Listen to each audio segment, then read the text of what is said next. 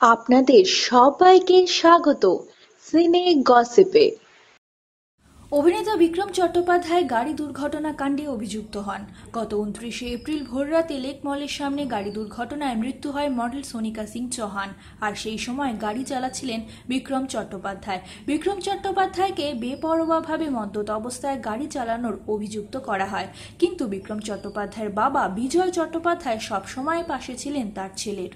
গত 6 জুলাই মধ্যরাতে গ্রেফতার করা হয় অভিনেতা বিক্রম চট্টোপাধ্যায়কে।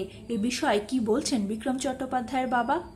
একটি জনপ্রিয় সংবাদ মাধ্যমের প্রকাশিত খবর অনুযায়ী অভিনেতা বিক্রম চট্টোপাধ্যায়ের বাবা বিজয় চট্টোপাধ্যায় প্রতিক্রিয়া জানিয়েছেন, হাইকোর্টে কেস ওঠার সঙ্গে সঙ্গে গ্রেফতার হওয়াটা অত্যন্ত বিস্ময়কর।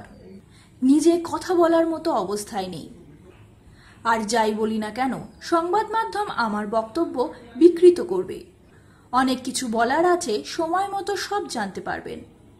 শুধু তাই নয়, বিক্রম চট্টোপাধ্যায় বাবার দাবি, হাইকোর্টে মামলা করার পরেই এমন গ্রেফতারি নজির গোটা দেশে খুব বেশি নেই। দুর্ঘটনার পর অভিনেতা বিক্রম চট্টোপাধ্যায়ের বাবা সবসময় দাবি করে এসেছিলেন তার ছেলে অতিরিক্ত গতিতে গাড়ি চালাননি বা মদ্যপ অবস্থায়ও ছিলেন না, বরং তিনি অভিযোগ করেছিলেন গাড়ি প্রস্তুতকারক সংস্থার বিরুদ্ধে।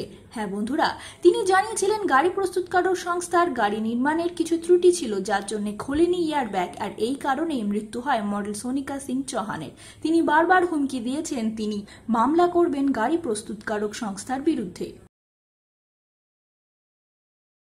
এই তদন্তের মোড় কোন দিকে এগোবে? অভিনেতা বিক্রম চট্টোপাধ্যায় কি শাস্তি পাবেন?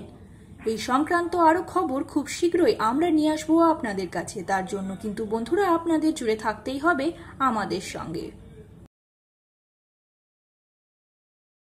আমরা হলাম সিনে গসিপ। জুড়ে থাকুন আমাদের সঙ্গে, সাবস্ক্রাইব করুন আমাদের এই ইউটিউব চ্যানেলটি।